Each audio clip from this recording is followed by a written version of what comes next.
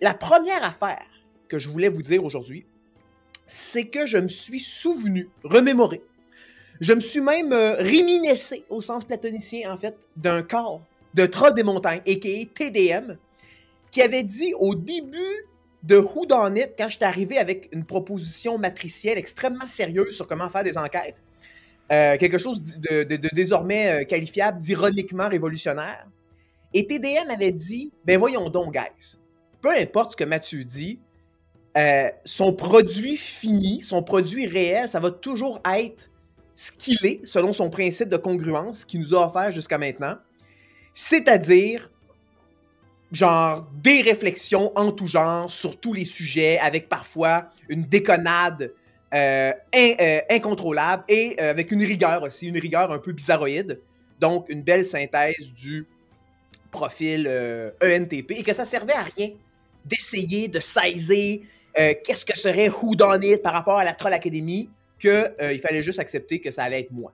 Moi, de la même façon que j'étais moi durant la Troll Academy, je suis encore moi dans Whodunit. Donc là, c'est ça qu'il faut prendre en compte aujourd'hui avec ce dernier saut-là qualitatif. Quoique, peut-être que les 4 premiers modèles de Whodunit allant jusqu'à 4.4 étaient en fait du quantitatif.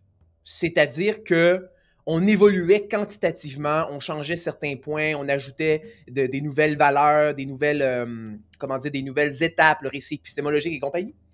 Et que là, en fait, on est dans le premier saut qualitatif, mais que ce qui est génial avec un saut qualitatif, c'est qu'il n'y a pas de retour en arrière et qu'il ne peut plus y avoir véritablement d'avancée. C'est-à-dire que avant le saut qualitatif, il n'y a que du quantitatif, et après le saut qualitatif, il n'y a que du quantitatif au sein même du nouveau qualitatif. Et c'est à se demander, en fait, comment est-ce qu'on peut vraiment additionner les sauts qualitatifs. J'ai l'impression que le saut qualitatif, c'est un peu ce que le Bouddha appelait l'illumination. Donc, une fois qu'on l'a, on entre dans un autre type de rapport au monde, et pour évoluer à partir de là, ben, il faudrait littéralement devenir des êtres en 5 dimensions, comme dans Interstellar.